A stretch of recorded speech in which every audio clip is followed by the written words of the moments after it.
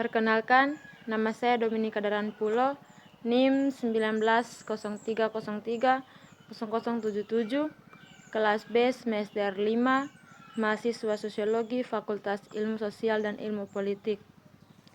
Dalam video kali ini, saya akan menjelaskan tugas kelima mata kuliah Gerakan Sosial tentang protes global dan gerakan sosial.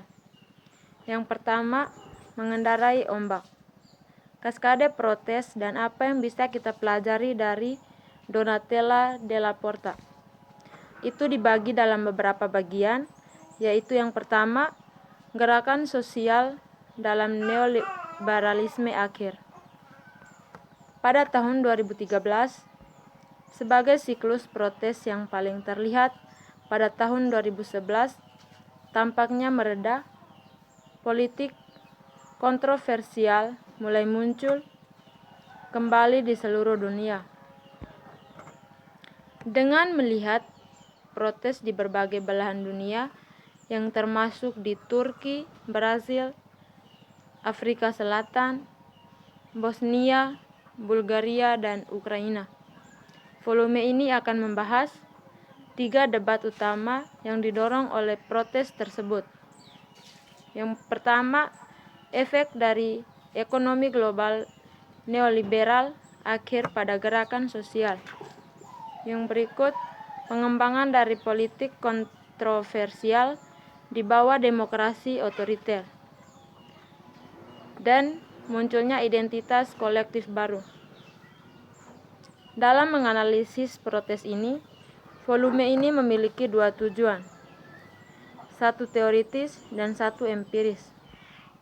Pada tingkat teoritis, pengenalan volume sebagai serta masing-masing akan membahas 3 debat yang disebutkan, yaitu pengaruh ekonomi global neoliberal akhir pada gerakan sosial, perkembangan politik kontroversial di bawah demokrasi otoriter, dan munculnya identitas kolektif baru.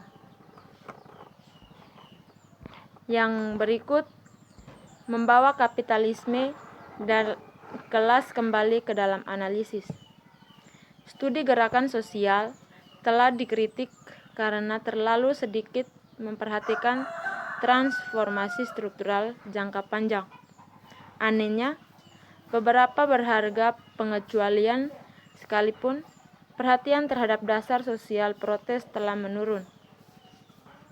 Karena klaim sosial ekonomi yang diajukan melalui protes yang tetap stabil atau bahkan meningkat. Neoliberalisme dan krisisnya. Volume ini berfokus pada neoliberalisme akhir dan krisisnya, dengan khususnya perhatian pada cara-cara di mana berbagai jenis neoliberalisme tercermin dalam gerakan protes di seluruh dunia yang dipandang sebagai pendatang baru dalam gelombang perdebatan yang memuncak pada tahun 2011. Yang berikut, demokrasi tidak liberal di neoliberalisme akhir. Dinamika sosial ekonomi terjalin erat dengan dinamika politik sebagai neoliberalisme, sementara mengubahnya secara dramatis tergeser, tetapi tidak berarti memperlemah hubungan antara pasar dan negara. Yang berikut, semangat baru gerakan sosial. Gerakan sosial di masa krisis juga tidak melihat tantangan khusus dianggap atau diteorikan oleh studi gerakan sosial. Yang berikut, penelitian dan volume ini. Dalam volume ini akan membahas protes yang disebutkan lebih lanjut yang memang akan melaporkan hasil dari proyek lintas negara dan lintas waktu yang besar tentang gerakan sosial dan demokrasi yang disponsori oleh ERC menganugerahkan. Yang B, Semangat Gezi. Pendekatan relasional untuk protes penting dan tantangannya dibagi juga dalam beberapa bagian. Yang pertama, pertanyaan kelas Gezi di luar pemberontakan kelas. Berbeda dengan unjuk rasa massal tahun 2011 yang didefinisikan sebagai digerakkan oleh para pecundang di negara-negara yang terpukul oleh krisis penghematan dan protes pada tahun 2013 sering dimaknai sebagai fenomena kelas menengah.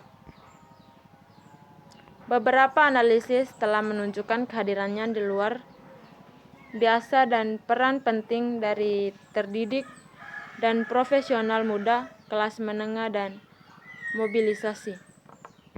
Yang berikut, pergeseran otoriter dan atribusi politik peluang. Protes Taman Gezi pecah dalam konteks politik, meningkatnya otoritarianisme selama masa jabatan ketiga berturut-turut dari Keadilan Konservatif dan Partai Pembangunan di pemerintah. Yang berikut, efek transformatif protes terhadap politik subjektivitas.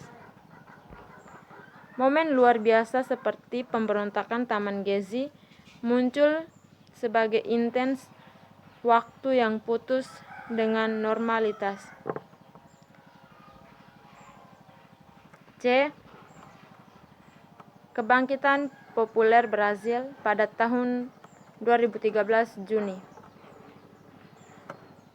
Memperhitungkan dimulainya siklus pertikaian baru. Salah satu slogan yang paling sering terdengar di puncak bulan Juni perjalanan adalah tidak hanya untuk gelombang mobilisasi yang melanda seluruh negeri mengakibatkan tidak hanya pengurangan tarif pengangkutan umum, tetapi juga penolakan terhadap isu-isu yang tidak terhitung jumlahnya. D. Memahami rasa lidah. Menantang kontrol sayap kiri di Venezuela. Memperbaiki hal-hal tentang peristiwa politik di Venezuela, khususnya menantang.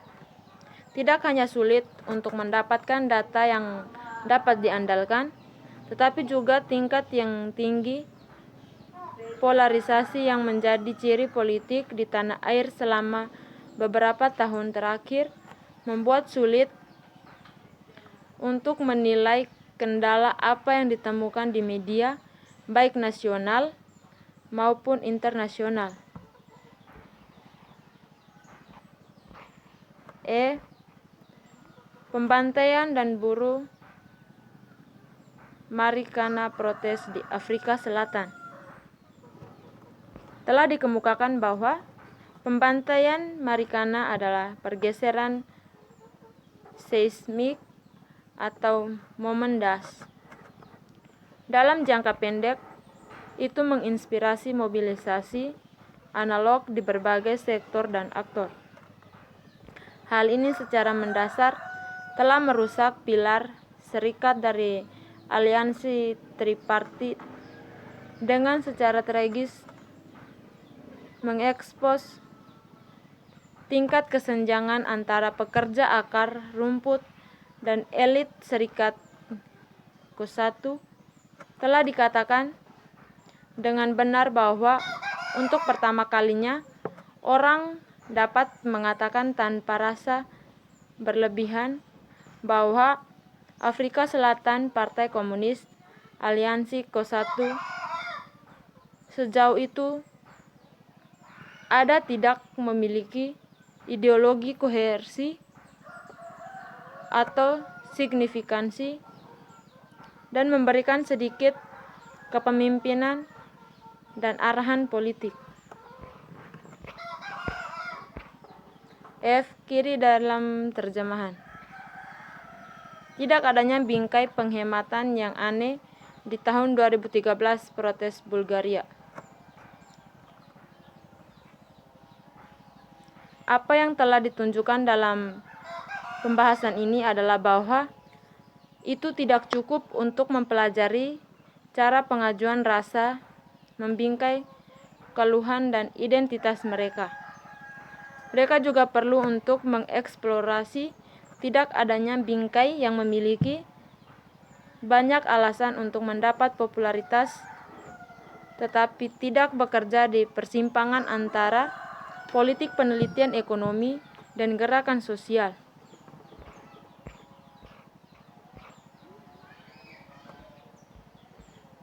G. Menabur kelaparan, menuai kemarahan. Dari privatisasi neoliberal ke identitas kolektif baru di Bosnia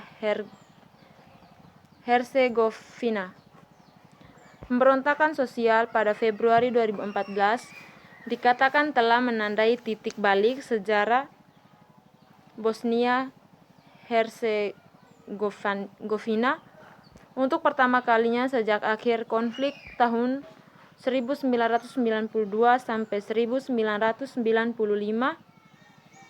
orang-orang turun ke jalan dalam jumlah besar, menyuarakan ketidakpuasan dengan elit politik yang dianggap tidak bertanggung jawab, menentang privatisasi pabrik-pabrik mereka, dan meratapi memburuknya kehidupan mereka dalam kondisi yang dipicu oleh perjuangan buruh di kota yang tahan lama.